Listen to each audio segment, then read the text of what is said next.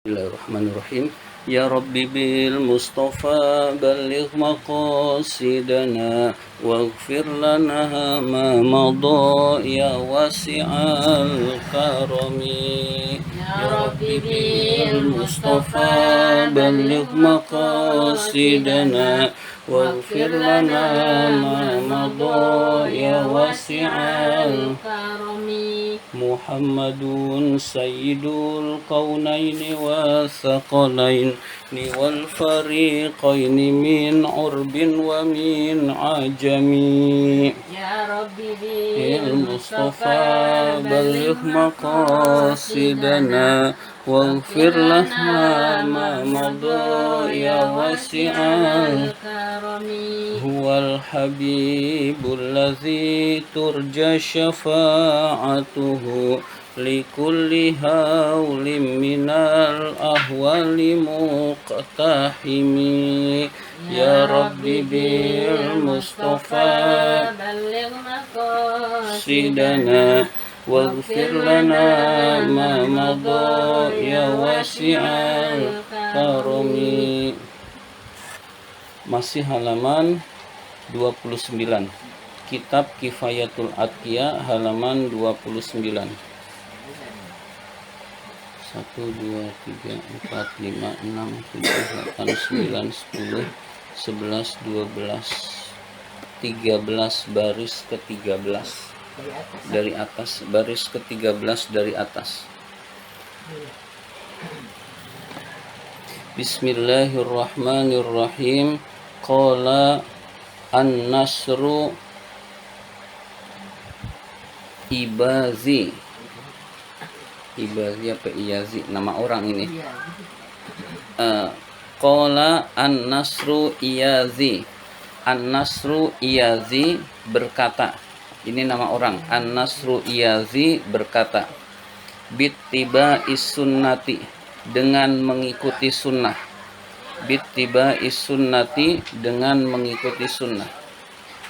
Hilang lagi. Tunalu, diperoleh. Al-ma'rifatu, kemakrifatan, mengenal Allah. Jadi dengan kita mengikuti sunnah, kita akan mengenal Allah Subhanahu wa ta'ala. Jadi orang yang ingin mengenal Allah, maka hendaklah dia mengikuti sunnah Rasul. Sunnah Rasul itu maksudnya ajaran-ajaran Rasul diikuti, diamalkan, maka orang tersebut akan mengenal Allah. Wabi ada il faraidi, dengan melaksanakan kefarduan-kefarduan. Tunalu, diperoleh. Al-qurbatu, kedekatan kepada Allah. Jadi kalau kefarduan-kefarduan yang wajib-wajib kita laksanakan, kita akan dekat dengan Allah Subhanahu wa ta'ala. Allah akan dekat dengan kita dan kita akan dekat dengan Allah Subhanahu wa ta'ala. Wabil muwazobati, dan dengan melanggengkan, menerus-meneruskan, melanggengkan, alan nawafili, ibadah-ibadah sunnah, atas ibadah-ibadah sunnah. Tunalu, diperoleh. Al-mahabbatu, cinta Allah. Al-mahabbatu, kecintaan Allah kepada hambanya. Jadi orang yang ingin dicintai oleh Allah, tidak ada jalan lain selain memperbanyak ibadah-ibadah sunnah. Ibadah sunnah yang telah kita ketahui, kita perbanyak. Sholat duha kita istiqomahkan, kita perbanyak rakaatnya yang paling tinggi, yang paling banyak, yaitu 12 rakaat. Sholat tahajud maksimalnya usahakan kita melaksanakannya 8 rakaat atau lebih. Begitu juga sholat witir, begitu juga ibadah-ibadah lainnya kita perbanyak rokaat-rokaatnya juga, jumlahnya juga, kekhusuannya juga, maka orang tersebut akan dicintai oleh Allah Subhanahu wa ta'ala.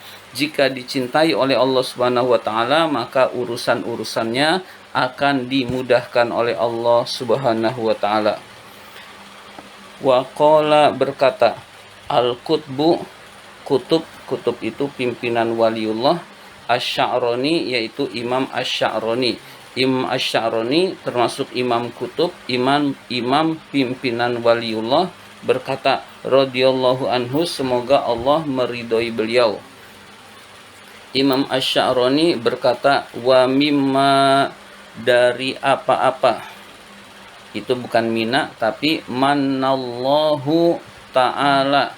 Manallahu ta'ala, yang Allah anugerahkan, bihi, perkara tersebut. Itu bukan ala, tapi alayya, kepadaku.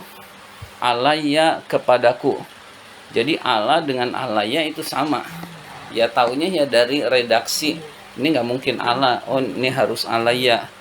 Mana dengan min itu sama. Ya, jadi kita harus bisa menganalisa di antara perkara yang Allah anugerahkan perkara tersebut kepadaku, ba'da zalika, setelah hal itu, setelah saya melakukan ibadah-ibadah sunnah yang banyak.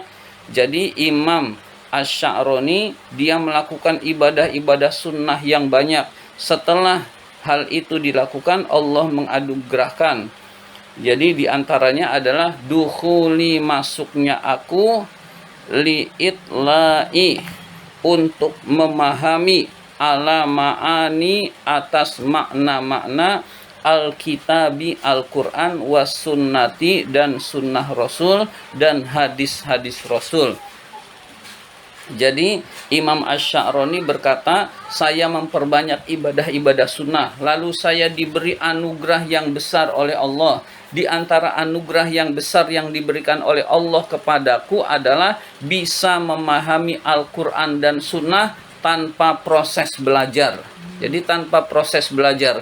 Jadi begitu dia membaca Quran, dia paham isinya, kandungan-kandungannya dia tahu.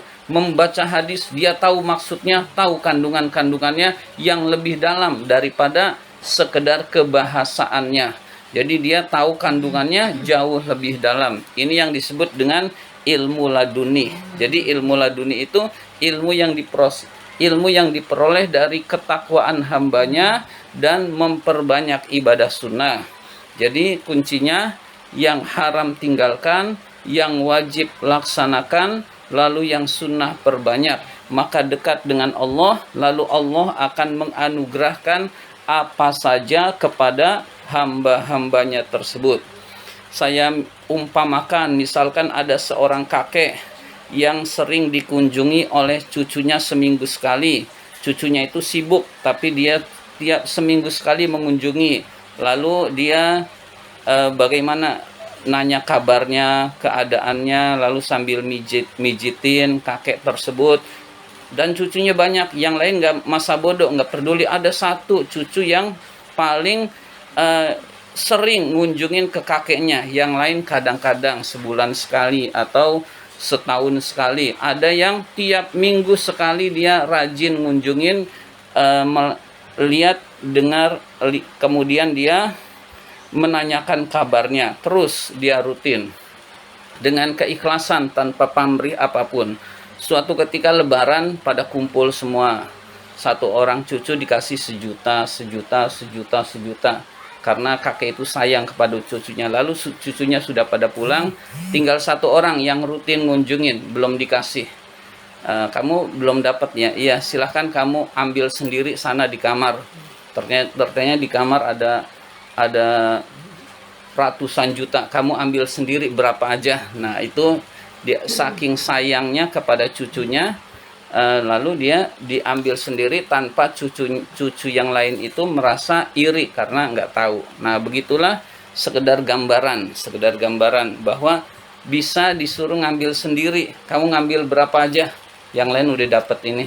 Nah jadi dia dikasih mau 100 juta boleh, mau 200 juta boleh, terserah dia mau ngambil berapa. Itu sekedar gambaran bahwa Allah juga bisa menganugerahkan kepada hambanya yang dicintainya. Terserah Allah mau ngasih apa, mau ngasih pemahaman Al-Quran Sunnah, mau ngasih kenikmatan ibadah, mau ngasih harta yang banyak, itu sangat mudah bagi Allah Subhanahu wa Ta'ala. Nah orang yang dapat anugerah ini tuh udah nggak pengen duit, udah nggak pengen rumah mewah. Jadi dia pengennya itu ibadah kepada Allah, pengennya terus mendalami Al-Quran dan Sunnah. Ya, Jadi kebahagiaannya itu sudah di dalam ibadah kepada Allah. Min babiha, dari pintunya. Dari pintunya maksudnya dari pintu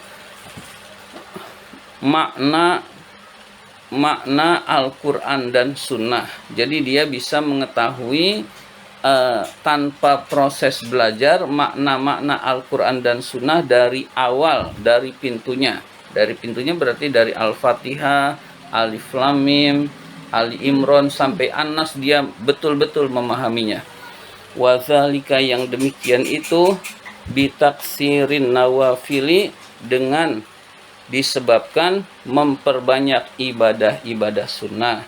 Jadi itu semua bisa diperoleh dengan memperbanyak ibadah-ibadah sunnah. Jadi ilmu agama bisa diperoleh dengan dua cara, melalui proses belajar, melalui proses ibadah yang tekun kepada Allah. Jadi ada orang yang belajarnya biasa, sekedar ilmu yang wajib dia ketahui lalu dia amalkan, kemudian dia tekun ibadah, prosesnya yaitu jalur ma'rifatullah, yaitu ilmu laduni.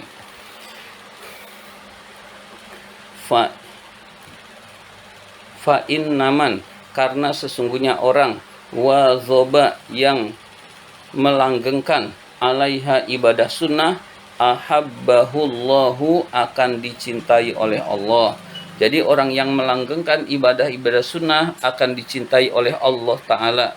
Wa idza ahabbahu, jika Allah telah mencintainya, qarrabahu, Allah mendekatkan dia, min hadratihi, dari kehadiratnya.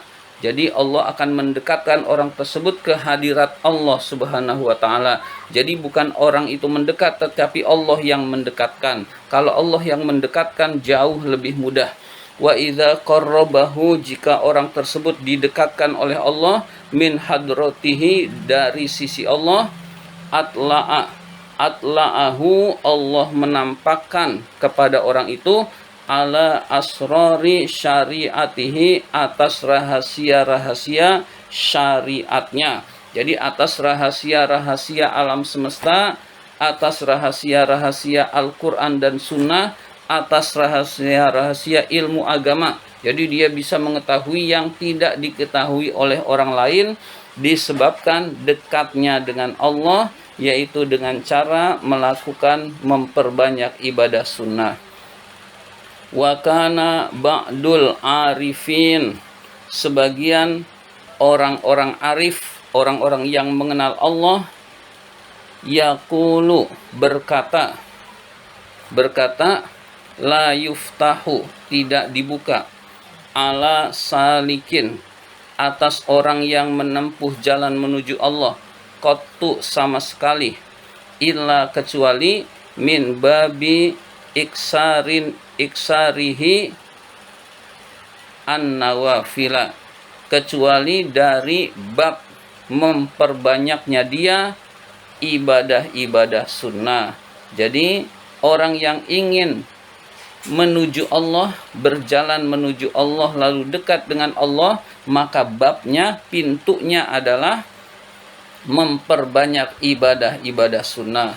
Fa innahu, karena sesungguhnya dia itu maksudnya orang tersebut, fil faraidi, di dalam kefarduan, abdat tirorin, hamba yang terpaksa. Jadi kalau orang itu ngerjain fardu, itu sebetulnya dia mengerjakan sesuatu yang terpaksa karena wajib. Ya, jadi abdat tirorin, hamba yang terpaksa. Illam yusolli as-sholawatil khamsa, masalan, jika dia tidak mengerjakan sholat 5 waktu misalkan, azabahu rabbuhu, maka akan diazab oleh Tuhannya. Jadi kalau orang tidak mengerjakan sholat 5 waktu, diazab oleh Allah. Orang tidak puasa Ramadan, diazab oleh Allah. Nah, orang yang melakukan ibadah-ibadah fardu sebenarnya itu adalah penyembahan yang terpaksa. Karena fardu kalau tidak dilaksanakan, diazab oleh Allah Subhanahu wa taala. Bi khilafin nawafili, berbeda dengan ibadah-ibadah sunnah. Ya, jadi berbeda dengan ibadah-ibadah sunnah. Fa innahu, karena orang itu fiha, di dalam ibadah-ibadah sunnah, abdakhtiyarin, menghamba dengan pilihan. Jadi orang melakukan ibadah sunnah itu pilihan dia karena cinta kepada Allah. Orang lain pada nggak sholat duha, dia sholat duha, itu pilihan dia. Nggak sholat duha, nggak diazab oleh Allah. Orang lain nggak puasa Senin Kemis, dia puasa Senin Kemis. Dia puasa Senin Kemis. Nah, puasa Senin Kemisnya dia, pilihan dia karena kecintaan kepada Allah, bukan terpaksa. Karena kalau tidak puasa Senin Kemis, tidak diazab oleh Allah. Jadi disebut abdakhtiyarin, penghambaan dengan pilihan. Jadi karena kecintaan pada Allah. Beda dengan ibadah fardu, itu kewajiban, itu adalah penyembahan keterpaksaan. Jadi orang kadang-kadang mau masuk surga harus dipaksa dulu, harus ditakut-takuti neraka dulu. Nah, berbeda dengan hamba-hamba Allah yang soleh, yang jangankan yang wajib, yang sunnah pun dia bereskan dengan rapi. Jadi kalau dekat dengan Allah, perbanyak ibadah sunnah, karena itu menunjukkan pilihan dia cinta pada Allah Subhanahu wa taala. Fala yataqarrabu biha khaufan, maka dia tidak mendekatkan diri dengan ibadah sunnah itu khaufan, karena takut, min iqabihi, dari siksa Allah. Jadi dia melakukan ibadah sunnah bukan karena takut, tetapi karena cinta kepada Allah, bukan karena takut akan siksanya, tetapi karena pilihan dia ingin dekat dengan Allah.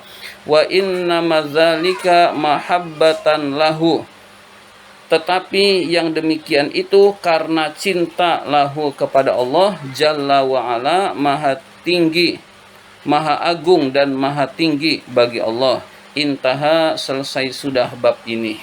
Nah, jadi dengan demikian kita hendaklah memperbanyak ibadah sunnah untuk mendekatkan diri kepada Allah setelah yang wajib kita tunaikan. Mari kita tutup dengan hamdalah. Alhamdulillahirabbil alamin.